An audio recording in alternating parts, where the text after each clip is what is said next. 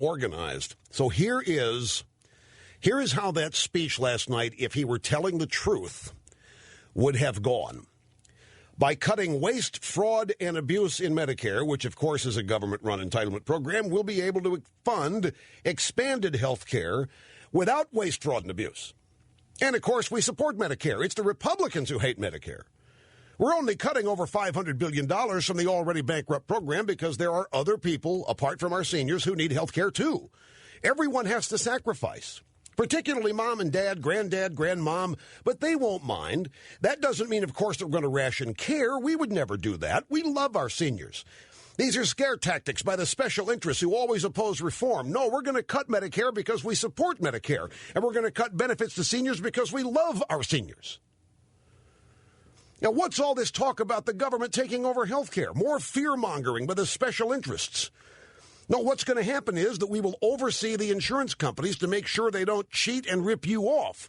That's right, the same politicians and bureaucracy that stole trillions from Social Security Trust Fund to pay for ever more spending, and the same politicians and bureaucracy that stole trillions of dollars from the Medicare Trust Fund will use their carefully honed skills and experience to ensure that the private insurance companies treat you fairly. And what we will do is tell these companies who must be covered, which is anyone who asks to be covered. We're going to tell them what they have to charge. We're going to tell them that they have to cover pre-existing conditions. We're going to tell them what they can't charge. We're going to tell them what benefits they have to offer. And if they fail to do exactly what we say, we're going to have to close them down to protect you. That doesn't mean, of course, that you have to change your insurance company. We would never tell you to drop your insurance if you like it. No, what we're going to do is put your insurer out of business. See the difference? And as you know, we are here to change Washington. We want to use free market language to massively grow government. We want to increase competition by destroying it. We want to grow jobs by killing employment. Our stimulus recovery is going just as planned. Real unemployment now at 16.8% and rising. This is how we save the economy from the brink, by killing jobs, killing home ownership, and killing private property, by creating trillions and trillions and trillions of dollars in new debt. This is how we will create a stable dollar, a prosperous economy. This is how we will grow businesses, increase home ownership, and so forth. And if we don't, it's Bush's fault anyway, because I inherited all this. So don't you understand? I'm in the process of destroying your country. I don't like it at all. I don't like this Constitution. It wasn't written for me. I never had a chance to vote for it. I've been saddled with it, and my people have been saddled with it, and my party's been saddled with it, and we hate this Constitution. This Constitution doesn't tell us what we can do to you. All this Constitution says is what we can't do. It does tell us what we can't do to you, and we want the Constitution to tell us what we can do. Not only to you, but for you. I don't like this at all, and I haven't liked it, and my college professors haven't liked it, and my parents didn't like it, and none of my friends liked it. Bill Ayers didn't like the Constitution. Jeremiah Wright doesn't like the Constitution. My gang at Acorn doesn't like the Constitution, and I'm going to fix it. And I'm doing it right in front of your eyes while I'm telling you the opposite of what I'm doing. I'm destroying your economy. I am foreclosing on your house. I have taken over 2 of the 3 big automobile companies. I'm going to make sure you can't eventually drive the car you want. And I'm doing all this to restore the economy so that we never have a down cycle like this. I'm doing all this to save the planet from climate change. I'm doing all this so that you will have good jobs and good health care. You won't have any money unless you turn to me for it. It's essential that despite talking like a capitalist, that we leave no industry free to actually make profits, because profits are the tool of the special interests, who, after all, don't care about you as much as we do in this administration. We know what you need better than you do. We know how to manage your affairs and your finances better than you do.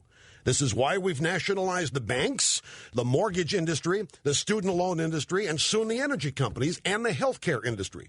We, after all, aren't driven by the profit motive. We're driven by the public interest.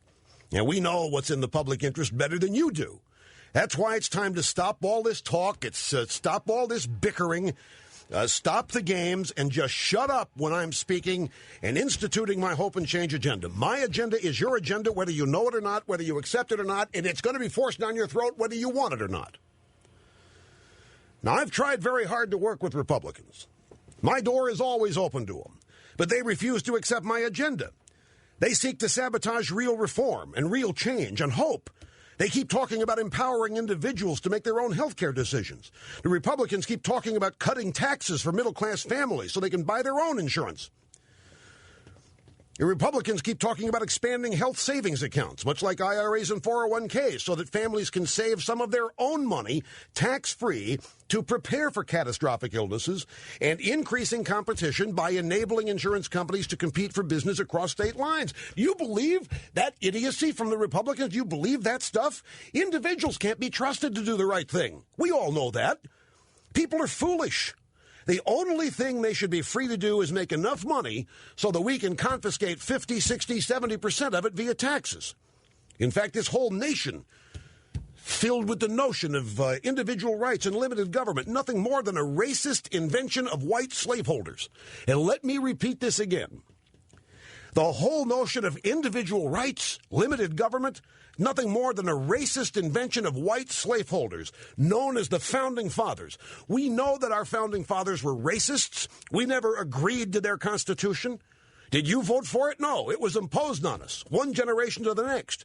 So forget about it, or else our agenda of redistribution of wealth and big centralized government will be obstructed by something as inconsequential as the highest law in the land, which we don't respect, which we didn't vote for, which we think is a sham, which we think is racist, sexist, bigoted, and homophobic. The first thing I could do if I had a chance is rip the Constitution to shreds. Now, I know we're not to the point where I can do that yet in front of you. So I'm going to do it while you can't see me doing it, all the while telling you I support what you support. Now, we need to nationalize the healthcare system as fast as possible, and the reason is that we have so much more hope and change to get to in our agenda before the next election. We need to get back to cap and trade so we can manage virtually every business and household in the country, so we can begin the long neglected effort to limit and then shrink how much wealth is produced in this nation. We are 5% of the world's population. We use 25% of the world's resources. We are stealing from the poor of the world, and we have done this since our inception. We are immoral and unjust, and we are imperialists.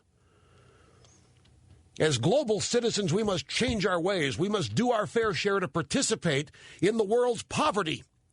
We are too rich, and I'm in the process of making sure that will not be said about this country in the future. The standard of living, when I get through here, will plummet dramatically. That's only fair. We need to pay a penalty for usurping so much of the world's resources. Poverty exists in the rest of the world because of us and our Constitution, which I didn't vote for and I didn't get a chance to vote for. And if I have my say about it, I'm going to rip it to shreds before I leave this White House. We must make ourselves poorer. We must learn to suffer through the misery that other societies impose on themselves. We're going to call this going green, so that you think that we're saving the planet. But what we're actually doing is making you poorer. We are going to rob you of your wealth and the opportunity to earn wealth. Because when we say going green, it conjures images of polar bears and flowing creeks and fields and flowers. It's time to return to simpler times anyway, agrarian times. The Industrial Revolution wasn't all that great anyway. There was more racism and slavery in the Industrial Revolution, and more pollution and disgusting destruction of the planet. This is just part of our progressive agenda, an agenda for the modern era. It's time we move forward into the past. It is time to make tomorrow our yesterdays.